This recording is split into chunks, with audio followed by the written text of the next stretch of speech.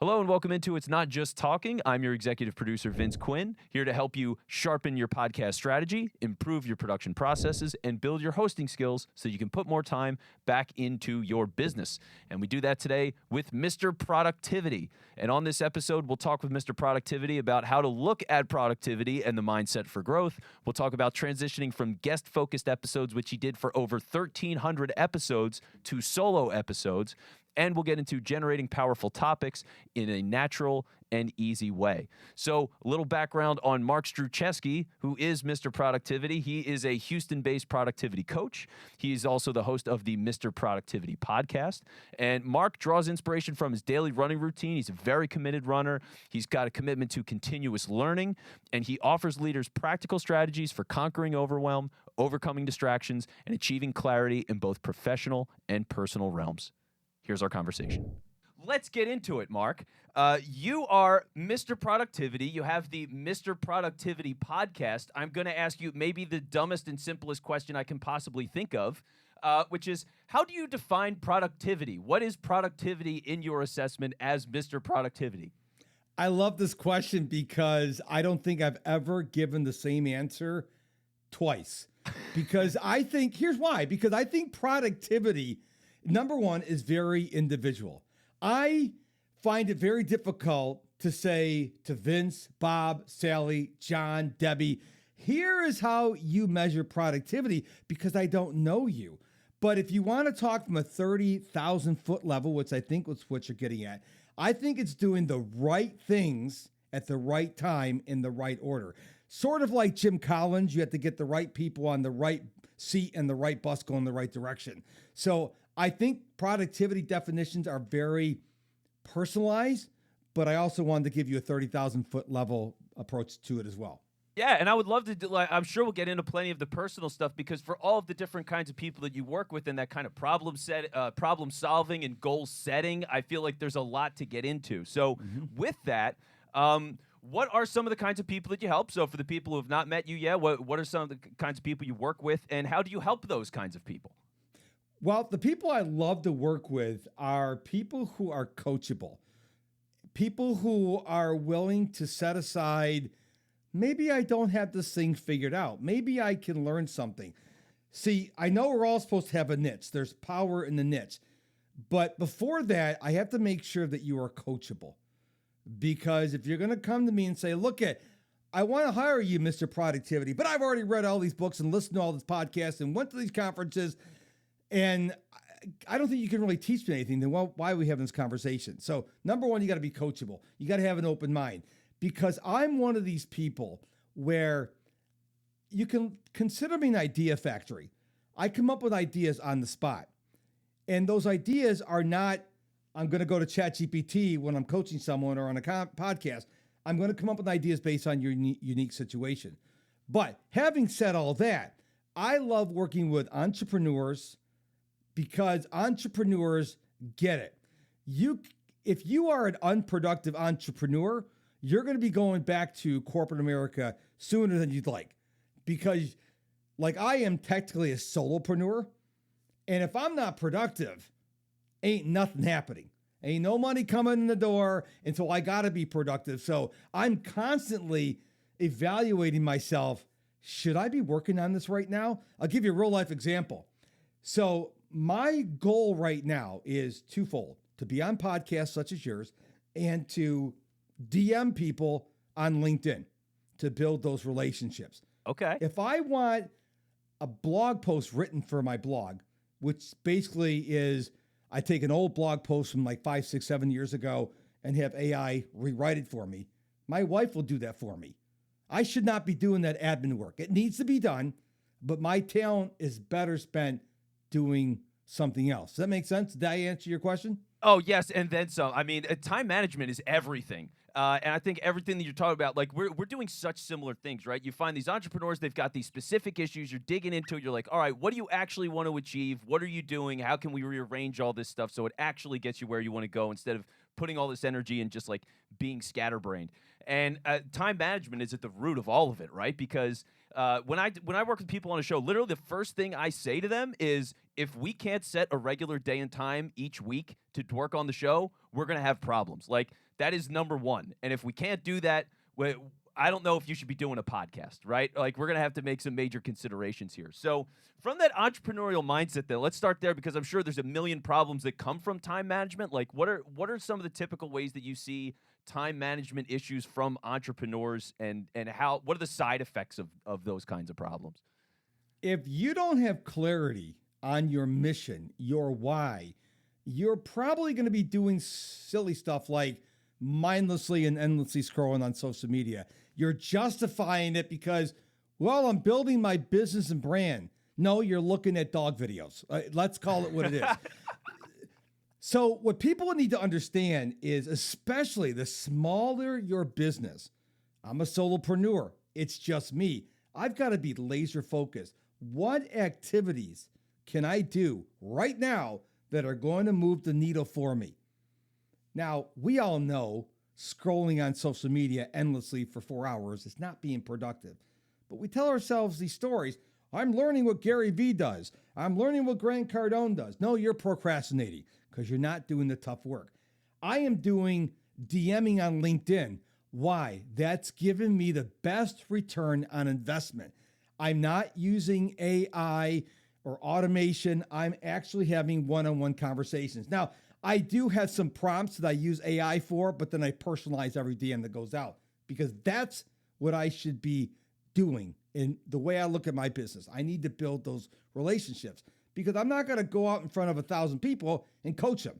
I'm usually coaching people one-on-one. So I need to build these relationships. That's what I should be working on.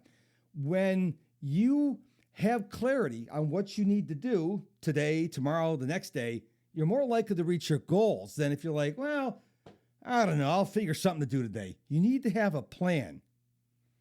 And I want to take it back, actually, because your plan is great, right? DMing these people, having general areas of these are some prompts that I have, and personalizing those things. And it ties into your other goals, so I'd be curious to see how these connect if they do. But personalizing to be a guest on shows, right?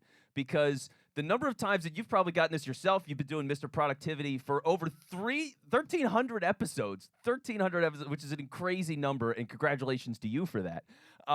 So when you're doing that and you're getting these requests from people, they're like, "Hi, sir, I would like to be on your podcast. I have great ideas and will be a wonderful guest. Check my website if you want to find out more." Like, I'm not bringing that person on by default. I just immediately skip those things. I'm not into it. I don't care. Like, you clearly don't care about me. You don't know what my show is about. You spent maybe 30 seconds looking at my page because you just want to see, can I just jam my show into this or myself onto this show? And they move on. Like, is it the same idea when you guest, or how is your approach to getting booked on podcasts? Well, before I answer that question, I got to say probably the worst pitch I've ever gotten is like, "Hi, check out my profile and see if I'm a fit for your show." What? You put zero effort into that. So here's what I do. I use ChatGPT, and I've got this long thread of ChatGPT. And when I'm pitching someone, I put the title, the genre, the host name, and I copy everything. I think you and I both use Podmatch. I copy everything from the host page.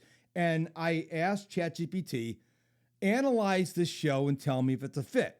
And it'll tell me if it's a fit. If it's a fit, it gives me the pitch. But I don't just copy and paste it. I actually read what ChatGPT says, because I'm a daily runner, and it created this pitch for me, and I'm reading it like, marathoner? I'm not a marathoner, but had I just copied and pasted it, the host might think, oh, this guy runs marathons all the time. I've never run a marathon. I have no desire to ever run a marathon. So I think it's important that you use AI. AI is just a tool, but you can't copy and paste. You've got to read it. You got to give it the right prompts. But I use AI to pitch because I'm one person, and I may be tired at some point. And I'm like, is it a fit or not? But ChatGPT has done a really good job helping me personalize my pitches to be on people's podcasts. Because like you said, I think I'm up to 1,322 episodes now. And I'm decided in 2025, after my last scheduled interview goes live on the 27th of January, I'm going solo the rest of the year. I'm going to take a break from doing interviews and I'm going solo for 2025. I've been doing this since 2017.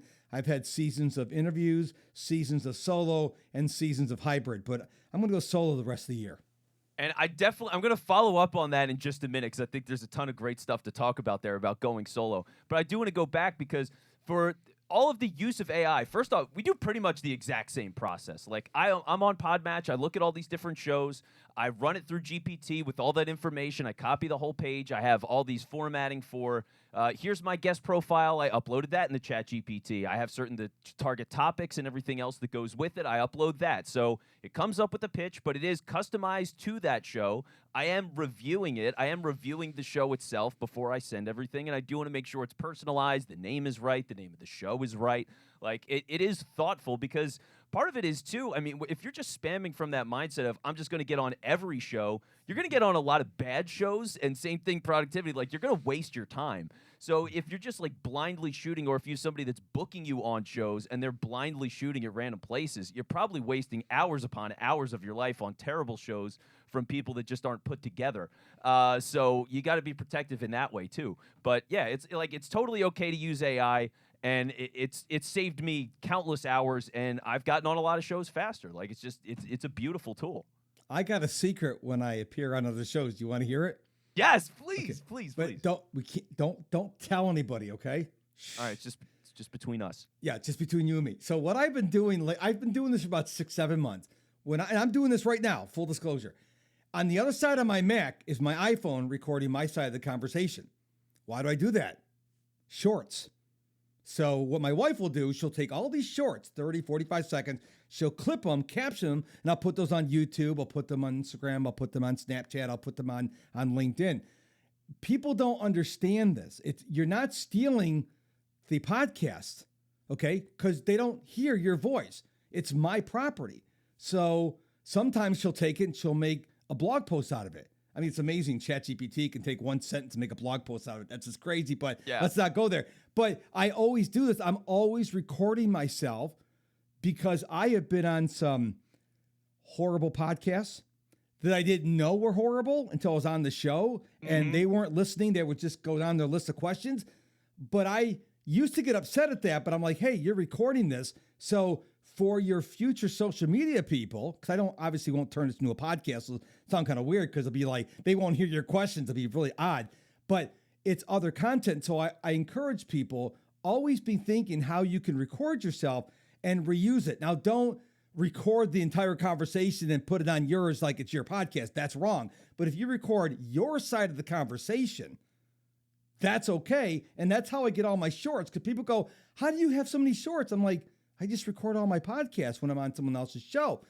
My point is, again, if you are on someone's show and they're horrible, just make sure your responses that you're recording are shining so you can use that to build your brand.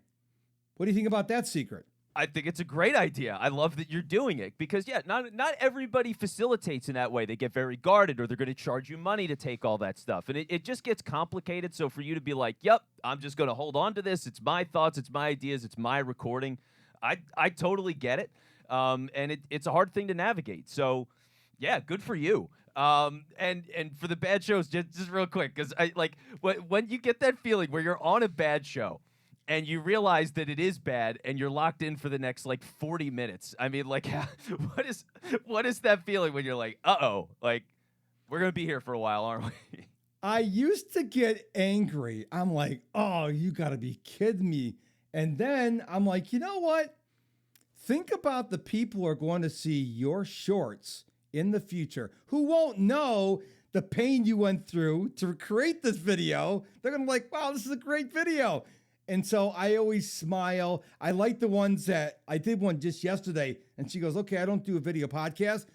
So she did it on Zoom, and then she turned the camera off. I'm like, I turned mine off. So instead of looking at your camera, I was looking at the camera on my phone. So it looks like I'm looking at making eye contact. So that was benefit. So I always tried to look at the bright side. I identify as Tigger from Winnie the Pooh. So I always try to look at the bright side of things and go, okay, this person obviously is not listening to me. You've been on those shows too, where you're pretty sure you said something very profound, and they go, okay, what do you think about, did you even hear what I said? Have you been on those shows before? I'm sure you have.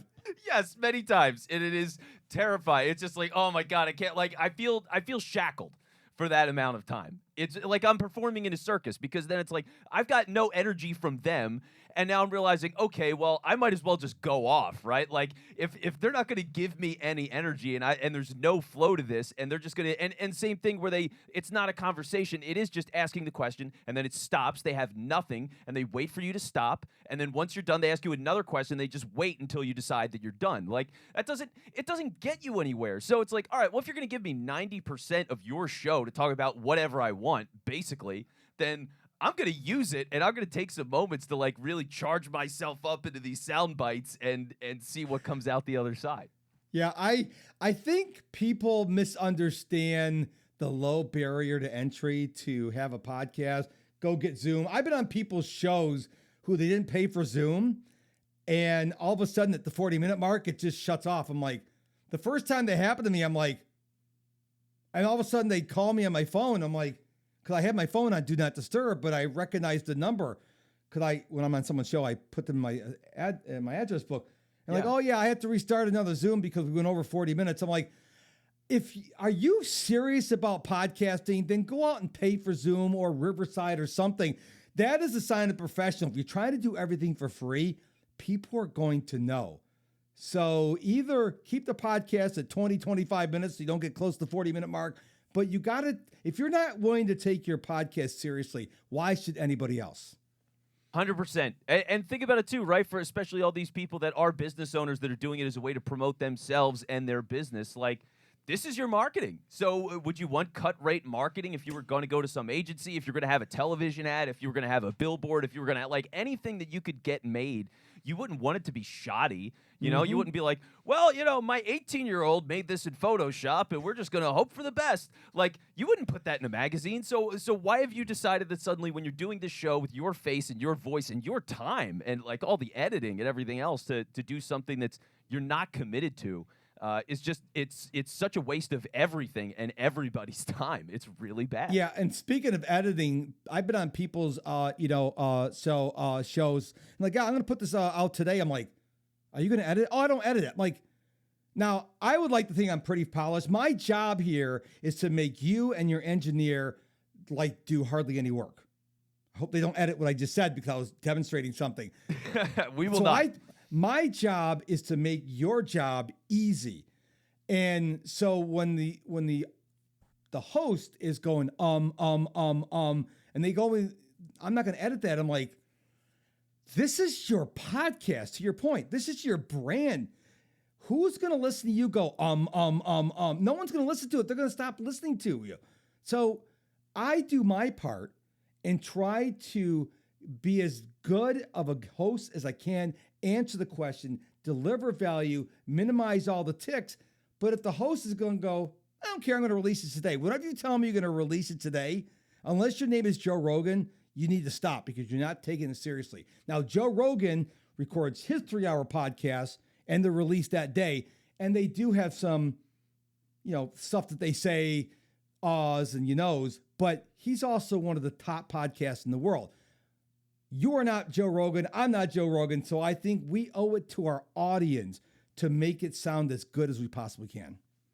Completely. Yeah. As much as you can do that, everybody has to find the balance from time and budget and all those things. But as much as you can clean it up and be thoughtful in what you say, preparation makes a lot of this easier. Listening back to episodes can make a lot of this easier. And so when you just take that time to develop it and tighten up the way that you speak, it really is a major difference. And it's great. I mean, for us, we're both radio guys. So we have that background, we have that experience, and you have to deal with efficiency on the mic and all those things with enunciation. And, it's just like you go through all of that. So you understand what that rhythm is. But to be able to approach this and be thoughtful and clear and consistent, it just makes everything better for everyone. People want you back on their shows. You're going to get booked on more shows because you get better reviews. You're getting better sound bites for your brand, which is going to connect better with your audience. It's just that it's one of the biggest values of podcasting, period, is refining your ability to be a public speaker and convey what you do in a succinct and professional way.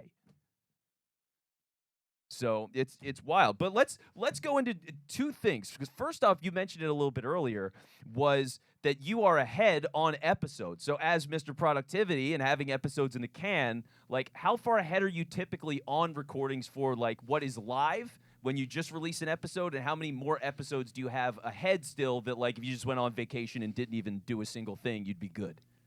When I was doing interviews, I didn't like to go more than 6 weeks out. And the reason why is, again, as a host, I want to make sure it's easy as possible for my guest. And if they've got a training, a webinar, a course launch or something coming up, I don't want to say, yeah, you can be on February 1st. It won't be out till June 10th. Well, then they're like, well, I can't promote my thing because it's going to be over with. So I like to keep that window short. Now I'm switching to solo episodes, which is going to be a lot easier because now I don't have to wait for a guest to show up and maybe reschedule. My solo episodes, my idea is between 5 and 15 minutes long. So I can record those whenever I want to. And so I'm going to go about 2 or 3 weeks out. I think I'm like through the middle of February with my solo episodes. And I do host on Spotify for creators. So I do the video on Spotify. The only place I put the video is on Spotify, and I put it on X, although no one listens to it over there. But everything else gets audio. But I tell people you've got to have fun when you're in podcasting. Stop trying to think you're going to be the next Joe Rogan and get the alleged $100 million Spotify contract. You got to do it to have fun, to serve someone. I use mine as a lead magnet. I don't have ads on my show. I can always tell when someone wants to sound professional. ZipRecruiter, 99 Designs, Audible.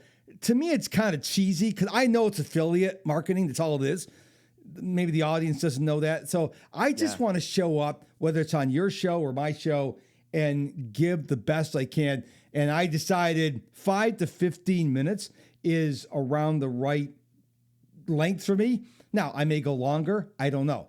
But I'm going to go out about 2 to 3 weeks, mainly because that's not the number one thing I'm doing. Number one thing I'm doing is my LinkedIn outreach. But it is pretty important because I think when you have a good podcast, it's a really powerful lead magnet. Big time. So from that process, I mean, just talking through from a business standpoint, right? Because I think this is one of the biggest things that people struggle with as a business owner that have a show. It's like that idea of, okay, I'm going to get people. My funnel is you're going to have them listen to the podcast. They're going to do a certain action. And then, whatever your sales process is to land them. Like, what is generally your steps to get somebody from a listener to actually being a paid client? What does that look like? I learned this many years ago from someone, and they say, give them one call to action. So in the early days of my podcast, I would say, follow me on Instagram and Facebook and TikTok and LinkedIn and YouTube and email and website. And people, what? So I have MrProductivity.com, MISCER, MrProductivity.com. You can go there, find out about my podcast, sign up for my email newsletter, find out about my coaching. One point of contact. So what I want people to do, if they're interested in learn more about me, don't go look at me on social media. I don't own social media, okay? I want you to go to my website and take a look around. It's open 24 hours a day. And that's what I'm hoping for. It's a long process, but I'm in this for the long haul. I've been doing this since 2005. My podcast was launched in 2017. I'm not looking for instant riches.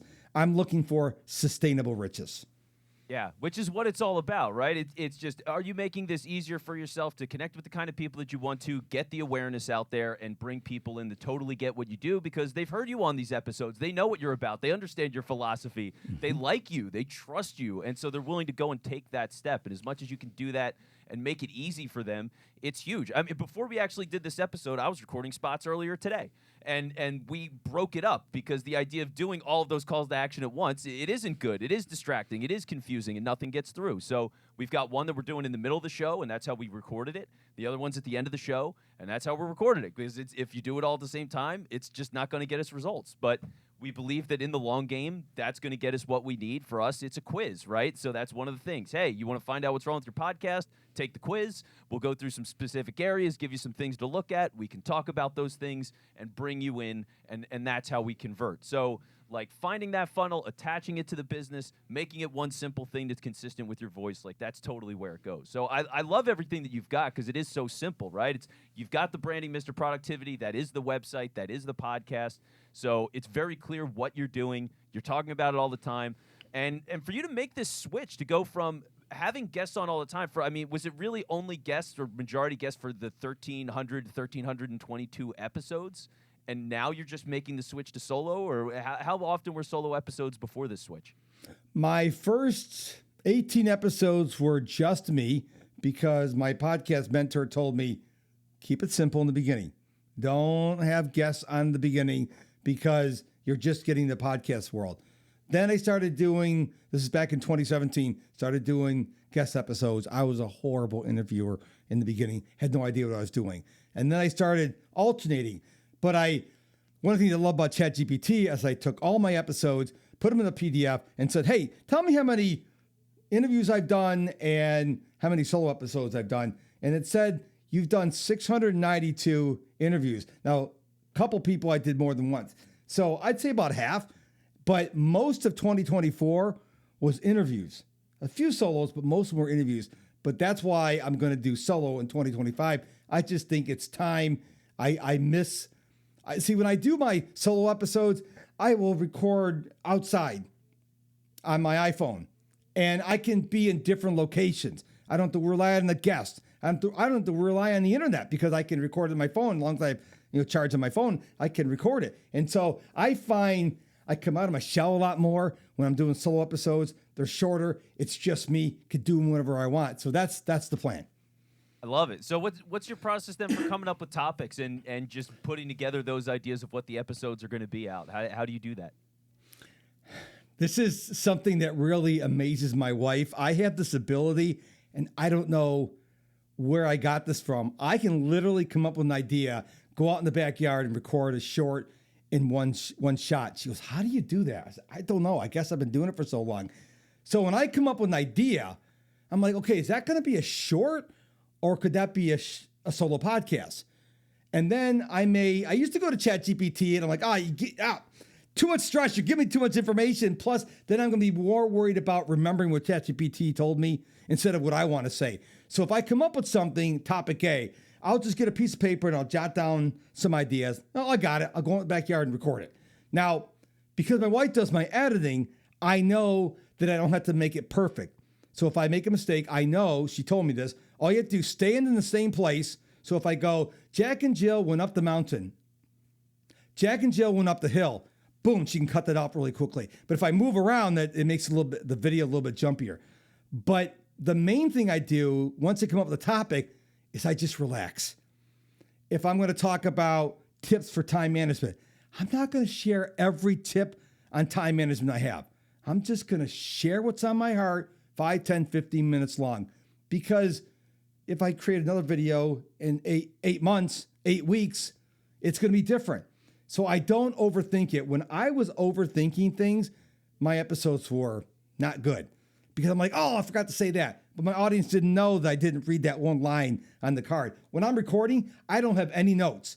If it's not up here, I don't say it because I want it to come out sounding natural. If I'm like, and the third tip is it sounds weird because people, if they're listening, like, what, is he having a stroke right now? So I try to speak from my heart and just give value, and people seem to resonate with those. Well, and it makes sense because you talk about just doing it for so long and being able to put these sound bites together and be simple and clean. I mean, yeah, radio experience, all these years of doing the podcast, all these episodes, guesting on other shows, like the ability to be so sharp because your catalog of everything and your opinions on all of it is so deep and so detailed and so nuanced that it really becomes mind-blowing sometimes. Like, you probably have casual conversations where you just drop something about productivity, and like, for you, it's like the 5,000th most important thing when it comes to productivity. But when they hear that, they're like, oh my God, I've never thought, you know what I mean? Like, you just blow somebody's mind occasionally in conversation. You're like, oh my God, I can't believe that was that big of a hit. Like, this is nothing to me. But it really becomes, yeah. That recently just happened. So I have a cousin. I'm originally from Rochester, New York. And he lives in Rochester, and his mother lives 30 minutes away. And every time his mother wants to come into town, he's got to drive 30 minutes out there, 30 minutes back, take her back, come back home. It's 2 hours. And I just said, why don't you just get an Uber? And he goes, oh my gosh, that's a great idea. He said, it'll cost me a little more money, but that's 2 hours in the car he wouldn't have to deal with. So I just have this ability to come up with people's idea with their unique situations. See, a lot of people, they got their bullet points. Here's how to be productive. Step 1, step 2, step 3, step 4, step 5. And if someone goes, well, I got a problem with step 3, you're like, ruh-roh. But if you can't think on your feet, that's why when people, I just went into business. I got a brand new business. I want to start a podcast. I'm like, no. First of all, how well do you know this topic? Well, I know it sort of good. No. Do not start a podcast. Do not start creating content if you only know it a little bit, because people are going to be able to see it, hear it, read it, and like, this person, they're just making it up as they go along. I would never, here's my rule. I never say anything that I had not tried myself. So I know it works. It may not work for you, but I can tell you that this works. So I think you need to really camp out on authenticity. Don't lie to people. Don't just pair it with ChatGPT says. Do you really have the answer? If you don't, say, you know what? I don't know the answer, but let me see if I can find out for you. People will respect that rather than if you make something up and they find out it's not true. They're never going to come back to you, but they're going to tell everyone else, oh, this guy's full of crap. Yeah, it can be devastating if you're full of it, and people can absolutely tell, or it's easy to get tripped up and find holes in your logic, and people can just counterpoint you to death. So, and especially if you're on a podcast where it's like, oh, I've got another 25 minutes with this person and they think I'm a fraud, you don't want that. It's going to be hell for you. So don't do it. But to take it almost to the opposite extreme, if you don't know stuff, just admit you don't know it. And if you go in from the mindset of like, hey, I don't understand anything about this thing. Can you tell me about this? I don't understand that. How does this work? Then one, your audience is probably thinking the same thing, or they might not have the same kind of expertise. So you're helping them out and you're learning at the same time. So it's like natural, authentic, and it connects with everybody. Like that brings it together. But it is that authenticity of what your knowledge level is and how you're presenting yourself. So I had an episode I did, about a year ago. And I had trouble sleeping one night, and I said to myself, I said, man, I hate not being able to fall asleep. And I'm like, wait a minute, this is a great idea for a podcast. So I got up, turned my light on, and I started journaling. When you can't sleep, don't do this. Like, don't look at your clock because that's going to cause you more anxiety. So whenever I have an idea, I don't trust this noggin to remember. I look for a piece of paper, something to write on, because I may not use it the next episode or 4 episodes.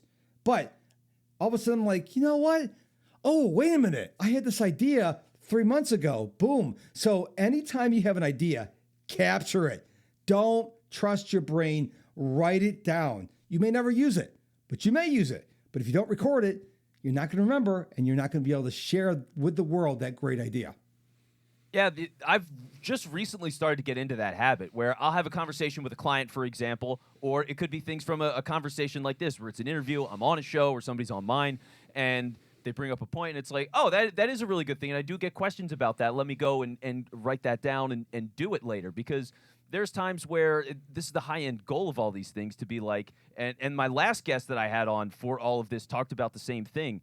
It was the idea that if you have an episode that is relevant for client questions, problems, whatever, and you can talk to that person and say, actually, I did a whole episode on this, go check it out. Like, what a win that is, because you've taken natural, organic conversations and questions and problems. You're now internalizing that and turning it into content, and then it's something that saves you time but also builds trust, shows that you're so on top of it, and it leads them into your catalog. If you're listening to this, chances are that your business podcast is struggling, but you're not sure what's holding it back.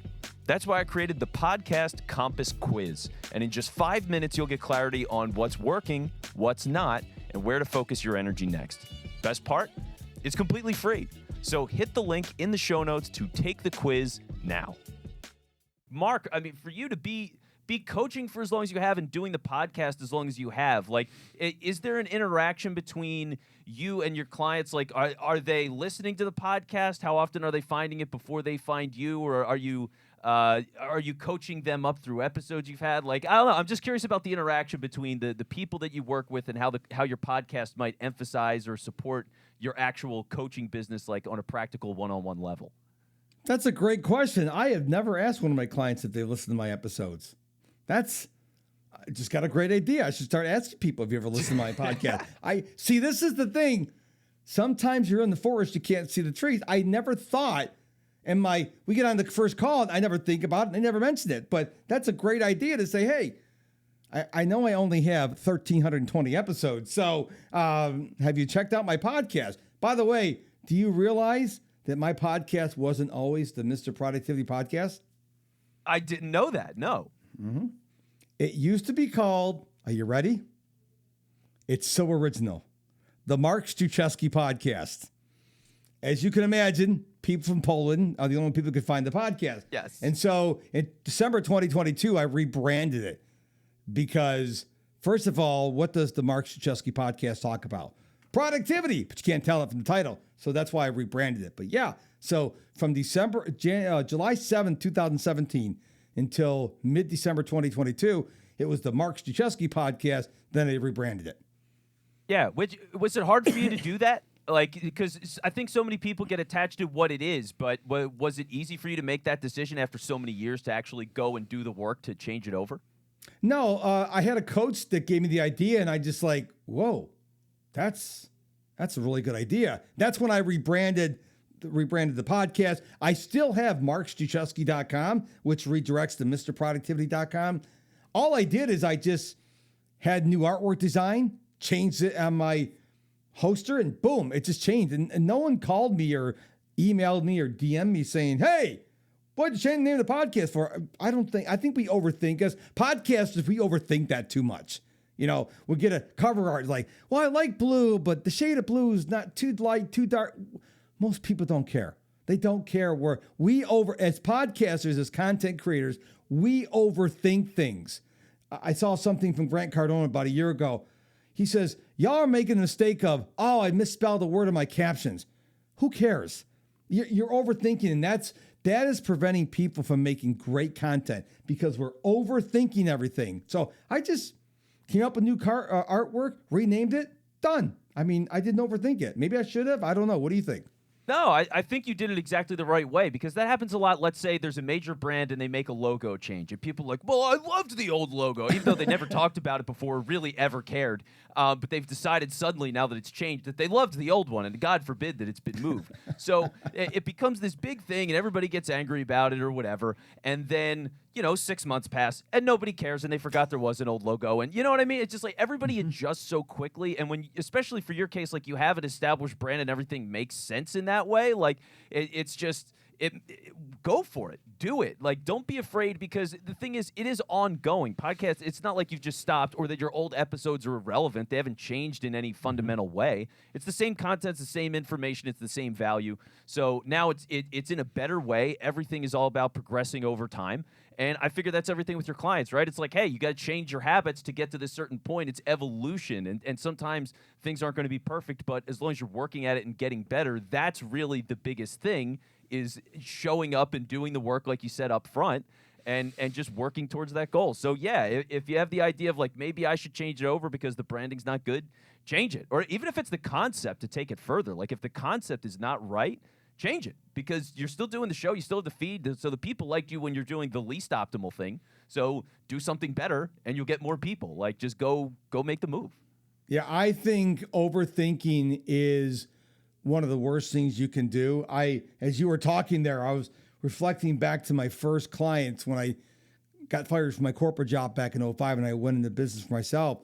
And I'm like, man, these people, they paid me money to coach, and did I even know what I was doing? I mean, right now I feel like I'm in my zone now, but I'm thinking of early clients who trusted me. I'm like, oh my gosh, it's like, I hope they don't want their money back, because that was years ago. And it's like, I am in such a different place now than I was back then. So if any of my earlier clients listen to this, I'm so sorry. I didn't know what I didn't know. That's how it goes, man. Yeah, I feel the same way. I mean, I've only been in business now for about 4 years, but from that time, looking back on certain things, I just shake my head, man. Like, there's just nothing you can do other than be like, you got to live and learn somehow. So it is what it is. But Mark, for people who would like to be future clients and current clients, what is the best way to check in with you and meet Mr. Productivity? MrProductivity.com. And you got to spell out the Mr. M-I-S-T-E-R. I did brand Mr. Productivity.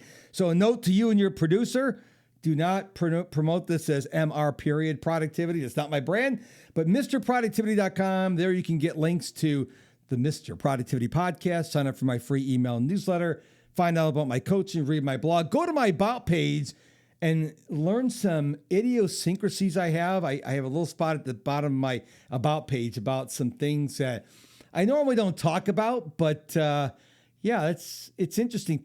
I can tell when people go to my About page and scroll to the bottom like, oh, wow, he's kind of odd. Yes, I know I'm kind of odd, but that's the way I roll.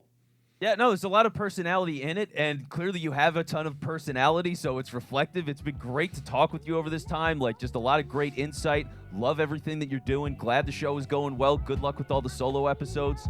Appreciate your time, man. Thanks for listening to the show. Make sure to subscribe to the newsletter to get more podcast insights. That link is in the show notes. And if you're feeling stuck with your podcast, let's figure it out together. Book a free 10-minute chat with me. The link to do that is also in the show notes. Talk to you next week.